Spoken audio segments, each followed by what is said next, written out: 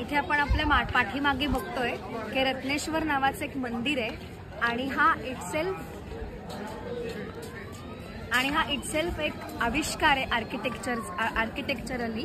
कारण हे असं एक मंदिर आहे की जे पूर्णपणे एका बाजूला कल्लंय, एका बाजूला ते पूर्णपणे टिल्ट झालेलं आहे आणि असं असताना सुद्धा ते मंदिर अजूनही त्याला काही जरा सुद्धा इजा पोचलेली नाहीये, पडलेलं नाहीये।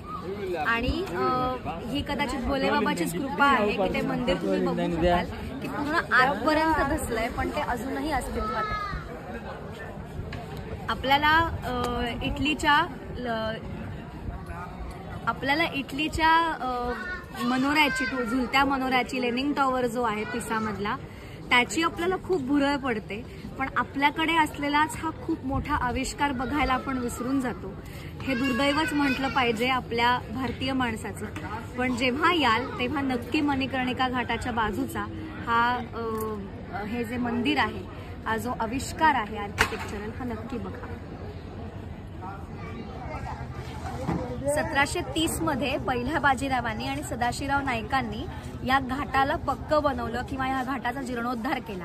आज आपल्याला जो हा घाट सुस्थितीत मिळतोय तो कदाचित आपल्या पूर्वजांमुळे, आणि म्हणूनच म्हणजे महाराष्ट्रातले आपले पूर्वज हे इथपर्यंत आलेत, ही प्रत्येकासाठी अभिमान बाळगण्यासारखी गोष्ट आहे। नक्कीच इथे खूप आवाज आहे ऍक्च्युली, पण महत्वाची इन्फॉर्मेशन आहे म्हणून सांगते। आता आपण गडोलिया चौकात आहोत आणि तुम्ही वरती ही पाटी बघाल, पाटी दाखवा प्लीज। तर हा तो फेमस गडोलिया चौक आहे आणि इथून सगळे रस्ते हे जे वाराणसीची मुख्य सांस्कृतिक केंद्र आहेत, मग दशाश्वमेध घाट असेल, अस्सी घाट असेल, मणिकर्णिका घाट असेल किंवा कालभैरवाचं मंदिर आहे, काशी विश्वनाथाचं मंदिर आहे, इथून ही सगळी रस्ते जे आहेत ते सुरू होतात। जो खूप महत्वाचा चौक आहे सांस्कृतिकदृष्ट्या, आणि तुम्ही बघताय इकडची एनर्जी आणि इकडचं व्हायब्रंट जो फील आहे तो अतिशय भारी आहे। आणखीन अगेन सांगते, हा शब्दात सांगण्यासारखा नाही, हा अनुभवायलाच हवा आहे। आणखीन एक मस्त गोष्ट जी मला दिसली ऑब्झर्वेशन मध्ये, की आता आपण गडोलिया चौकात उभे आहोत आणि हा नंदी बघा वरती। हा जो नंदी आहे हा पण एक्झॅक्टली काशी विश्वनाथाचं जे मंदिर आहे तिकडे, काशी विश्वनाथाच्या मंदिराकडे एक्झॅक्टली बघतो तो नंदी। सो खूप वेगवेगळ्या गोष्टी एक्सप्लोर करण्यासारख्या, नक्की करा, नक्की या।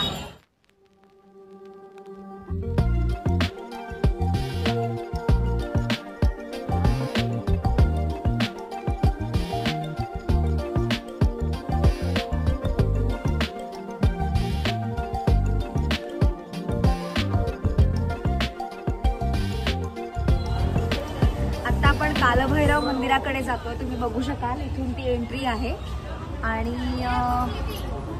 मी फुलं घेतली आहेत आणि इथे काहीतरी मला तीर्थप्रसाद दिलाय। आय थिंक हे लिकर आहे, आय डोंट नो काय आहे, बघायला लागेल मला, पण तसंच वाटतंय कारण मी ऐकलंय की कालभैरवाला लिकर चढवली जाते प्रसाद म्हणून। हे सगळं आहे, आपण जातोय, चला वाटतं।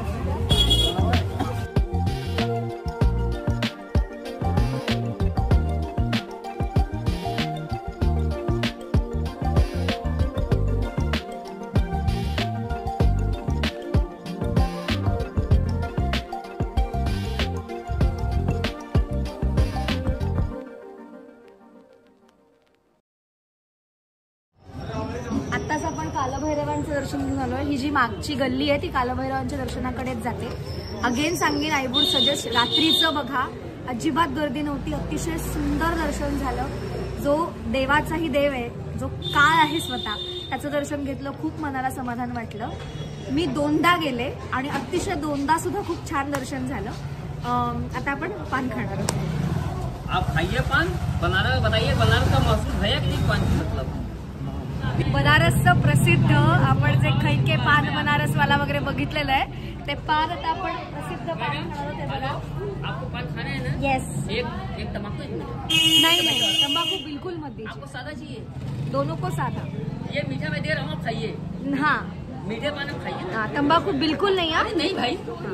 आणि हे आय गेस माझ्या मते पानं पण वेगळी आहे त्यांची, आपलं नॉर्मल विड्याच्या पानांची पानं नाही आहेत। ये पान कैसा है भैया? ये बनारसी है, एक ठेठ बनारसी और ये इसको बनारसी बोलते हैं। अच्छा। हेलो, आप मांगोगे तो ये कलर का पान मिल जाएंगे। मैं बनारसी का पैसा ये बनारसी। करेक्ट, आप खाइए। बिल्कुल बिल्कुल, खाने के लिए आए। नहीं, आप खाइए बनारसी। क्या होती बहुत बहुत बहुत ज़्यादा बढ़िया पान। असं पान तुम्हाला मुंबई, पुणे, महाराष्ट्रात कुठेही खायला मिळणार नाही, ट्रस्ट मी। पान पण खूप मोठं होतं, स्वतःचं पान नव्हतं असं आपल्याला मुंबई पुण्यात मिळतं तसं। आणि त्याने मला एक गोष्ट सांगितली जी मला जमली नाही, पण अख्खं पान तोंडात घालायचं असतं। एवढं मोठं पान आहे, जात नाही ते, पण अख्खं पान तोंडात घालायचं आणि अर्धा तास हे सगळं खायचं, एकदम खाऊन संपवायचं नाही आहे। Out of the world test आहे, अशी टेस्ट मिळणार नाही खरंच कुठेही। आयुर्वेदातही बाय द वे तांबूल सेवन हे रोज सांगितलंय। तांबूल सेवनाने, तांबूल म्हणजे विडा खाल्ल्याने तुमची डायजेस्टिव्ह सिस्टीम खूप चांगली होते, ओरल हेल्थ खूप चांगली होण्यासाठी मदत होते, जो हे मी खाते। आत्ताच मला एक माहिती कळली, जी सिक्रेट तुम्हाला सांगते फक्त, की हे मलाईयो हा जो प्रकार आहे हा लोण्यापासून बनवलेला आहे। आणि हे लोणी खरं लोणी आहे बरं का, आपण जे प्रोसेस्ड अमूल बटर वापरतो ते हे नाही आहे। तुम्ही टेक्स्चर बघा फक्त।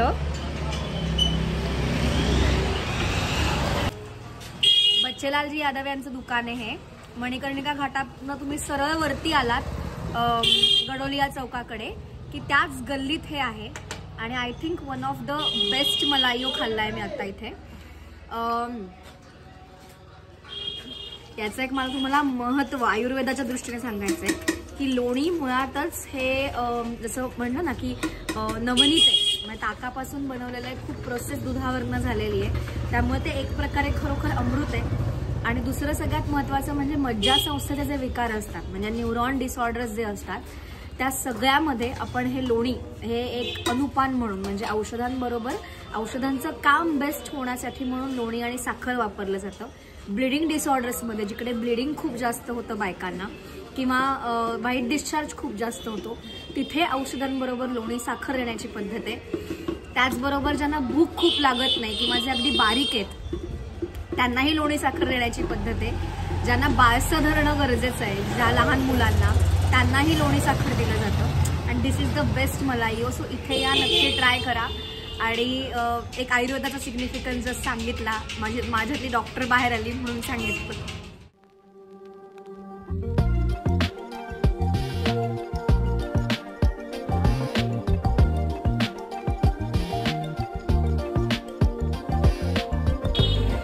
आणि आपण आता जे माझ्या पाठीमागे बघतोय ते आहे काशी विश्वनाथ धाम, म्हणजे काशी विश्वनाथाचं जे मंदिर आहे त्याचा हा पाठीमागची बाजू आहे।